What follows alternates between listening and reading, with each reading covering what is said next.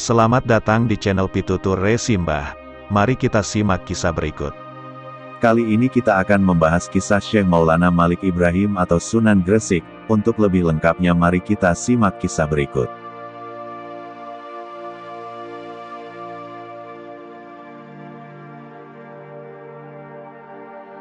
Kisah Wali Songo Sunan Gresik, ahli pengobatan yang mampu meluluhkan hati istri Raja Majapahit hingga bersedia masuk Islam. Sunan Gresik yang bernama lengkap Syekh Maulana Malik Ibrahim merupakan sesepuh Wali Songo. Di kalangan para wali, Syekh Maulana Malik Ibrahim merupakan tokoh yang dianggap paling senior dalam menyebarkan Islam di Pulau Jawa. Maulana Malik Ibrahim dilahirkan di Champa, Kamboja. Ayahnya bernama Barakat Zainul Alam, seorang ulama besar dari Maghrib. Maulana Malik Ibrahim disebut juga Sunan Gresik atau Syekh Maghribi atau Mahdum Ibrahim al-Samarkandi. Orang Jawa menyebutnya Asmorokondi. Sebutan Syekh Maghribi menisbahkan asal keturunannya dari Maghrib, atau Maroko, Afrika Utara. Maulana Malik Ibrahim memiliki silsilah keturunan yang dekat dengan Rasulullah melalui jalur Husain bin Ali, Ali Zainal Abidin, Muhammad al-Bakir, Jafar al-Sodiq, Ali al-Uraidi, Muhammad al-Nakib, Isa al-Rumi, Jamaluddin Akbar al-Husain, Maulana Akbar, dan Maulana Malik Ibrahim. Dikutip dari lembaga dakwah PBNU, Sir Thomas Stanford Raffles dalam Atlas Wali Songo menyatakan bahwa berdasar sumber-sumber lokal, Maulana Ibrahim adalah seorang pandita termasyhur asal Arabia, keturunan Zainal Abidin dan sepupu Raja Charmen. Menurut J.P. Moket atas tulisan prasasti makam Syekh Maulana Malik Ibrahim, wafat pada hari Senin, 12 Rabiul Awal 882 Hijriah, tanggal 8 April tahun 1419 dan berasal dari Kasan, Persia, Iran. Sumber cerita lokal menuturkan bahwa daerah yang dituju Syekh Maulana Malik Ibrahim yang pertama kali saat mendarat di Jawa ialah Desa Sembalo, di dekat Desa Leran Kecamatan Manyar Kabupaten Gresik, yaitu 9 km di arah utara kota Gresik, tidak jauh dari kompleks makam Fatimah bin Maimun. Dengan mendirikan masjid pertama di Desa Pasucian, Manyar, Syekh Malik Ibrahim mulai menyiarkan agama Islam. Awal aktivitasnya ialah berdagang di Desa Rumo. Setelah dakwahnya berhasil di Sembalo, Maulana Malik Ibrahim kemudian pindah ke Gresik. Setelah itu mendatangi Raja Majapahit dan mengajak Raja masuk agama Islam. Walaupun Raja tidak memeluk Islam, Maulana Malik Ibrahim diberikan tanah di pinggiran kota Gresik yang bernama Desa Gapura.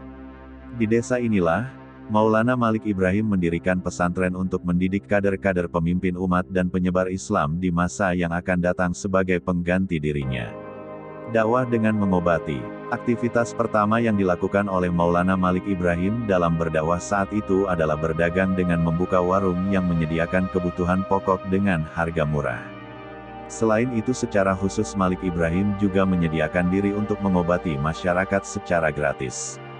Sebagai tabib, Maulana Malik Ibrahim pernah diundang untuk mengobati istri Raja Majapahit yang berasal dari Champa atau Cempa.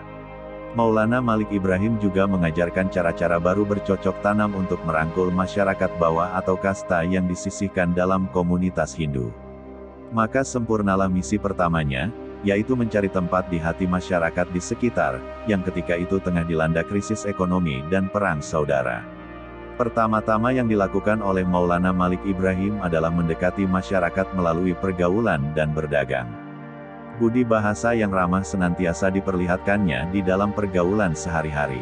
Syekh Maulana Malik Ibrahim tidak menentang secara tajam agama dan kepercayaan yang hidup dari penduduk asli, melainkan hanya memperlihatkan keindahan dan kebaikan yang dibawa oleh agama Islam. Berkat keramah tamahannya, banyak masyarakat yang tertarik masuk ke dalam agama Islam. Melalui berdagang beliau dapat berinteraksi dengan masyarakat banyak. Selain itu raja dan para bangsawan dapat pula turut serta dalam kebeliautan perdagangan tersebut sebagai pelaku jual beli, pemilik kapal atau pemodal. Setelah cukup mapan di masyarakat, Maulana Malik Ibrahim kemudian melakukan kunjungan ke ibu kota Majapahit di Trowulan. Raja Majapahit meskipun tidak masuk Islam tetapi menerimanya dengan baik, bahkan memberikannya sebidang tanah di pinggiran kota Gresik. Wilayah itulah yang sekarang dikenal dengan nama Desa Gapura. Demikianlah, Dalam rangka mempersiapkan kader untuk melanjutkan perjuangan menegakkan ajaran Islam, Maulana Malik Ibrahim membuka pesantren di daerah itu, yang merupakan kawah Kondro-Dimuko bagi estafeta perjuangan agama Islam di masa-masa selanjutnya. Hingga saat ini makamnya masih diziarahi oleh berjuta-juta umat Islam di Indonesia. Karomah Sunan Gresik. Kisah karomah Syekh Maulana Malik Ibrahim tersebut, diawali saat dia mengembara dan bertemu dengan sekelompok orang yang tengah mengadakan upacara pengorbanan seorang gadis di atas bukit untuk meminta hujan. Dalam upacara itu, sang dukun telah siap menghujamkan sebilah pisau ke dada gadis cantik yang dijadikan persembahan bagi dewa hujan. Wanita itu adalah gadis ketiga yang dipersembahkan ke dewa hujan, setelah dua korban sebelumnya dipersembahkan namun tidak juga membuat hujan turun dari langit. Melihat hal itu, dari kejauhan Syekh Maulana Malik Ibrahim berteriak lantang mencegah praktik persembahan manusia itu. Tetapi ujung pisau telah sampai ke dada si gadis malang. Namun keajaiban terjadi, pisau itu tak mampu menembus dadanya. Dukun itu merasa ada kekuatan gaib yang menghadang tenaganya menekan pisau ke dada gadis cantik itu. Sampai kemudian dukun itu terlempar jauh. Kemudian Syekh Maulana Malik Ibrahim mendekat. Dengan rasa marah, dukun itu menanyakan kenapa Syekh Maulana Malik Ibrahim menghalangi pelaksanaan upacara persembahan manusia itu. Sudah berapa gadis yang dikorbankan? Tanya Syekh Maulana Malik. 2. Jawab dukun itu. Apakah setelah dua nyawa itu melayang, hujan turun? Tanya Syekh Maulana Malik Ibrahim lagi. Dukun itu terdiam. Memang setelah dua persembahan lalu, dewa hujan belum juga bermurah hati menurunkan airnya. Tetapi dia meyakini setelah yang ketiga ini, dewa hujan akan mengabulkan permohonannya, yang juga merupakan permohonan semua penduduk di daerah itu. Sesaat setelah menyadari kondisi yang dialami penduduk, Syekh Maulana Malik Ibrahim berujar, bila hujan dapat turun, masihkah kalian akan mengorbankan gadis ini? Yang kami inginkan adalah hujan, Tuan. Jika hujan turun, kami akan bebaskan gadis itu, ujar seorang penduduk. Syekh Maulana Malik Ibrahim lalu menjalankan salat istisqa untuk minta hujan. Karena karomahnya membuat hujan turun dengan deras, mengakhiri kekeringan di daerah tersebut. Orang-orang yang menyaksikan itu menjadi takjub dan tak kepalang gembiranya. Mereka serentak bersujud seperti menyadari bahwa Syekh Maulana Malik Ibrahim adalah seorang dewa. Tetapi Syekh Maulana Malik segera mencegah dan menyuruh mereka bangkit. Dengan lembut dia menjelaskan semua adalah berkat keagungan Allah SWT, Tuhan yang sebenarnya.